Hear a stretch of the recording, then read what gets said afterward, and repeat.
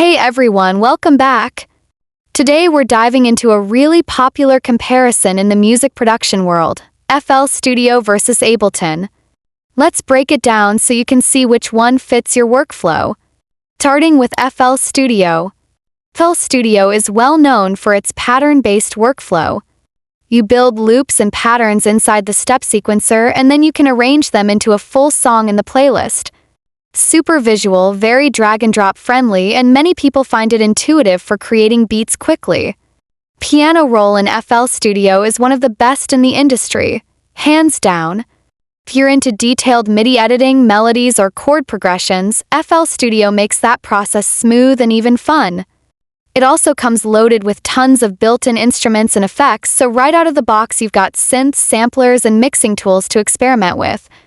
That's why a lot of hip-hop and EDM producers love it. You can sketch out an idea really fast and polish it without needing a ton of external plugins.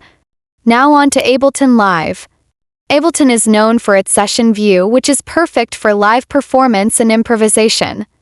Instead of just arranging in a timeline, you can trigger loops, clips, and samples on the fly, which makes it feel almost like an instrument itself. The workflow is linear when you need it, but flexible when you want to jam or experiment.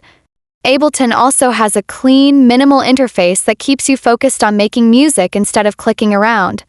Stock plugins and effects are professional grade and really efficient, so you can mix and master directly inside Ableton without heavy CPU load. Another strong point is Max for Live, which lets you expand the DAW with custom instruments, effects, and tools built by the community. That makes Ableton highly customizable. Many electronic and experimental artists love it because it's built for both studio production and live shows. So that's FL Studio versus Ableton. Hopefully this gives you a clear idea of which one fits you better. If this helped, make sure to like the video and subscribe for more comparisons, and I'll see you in the next one.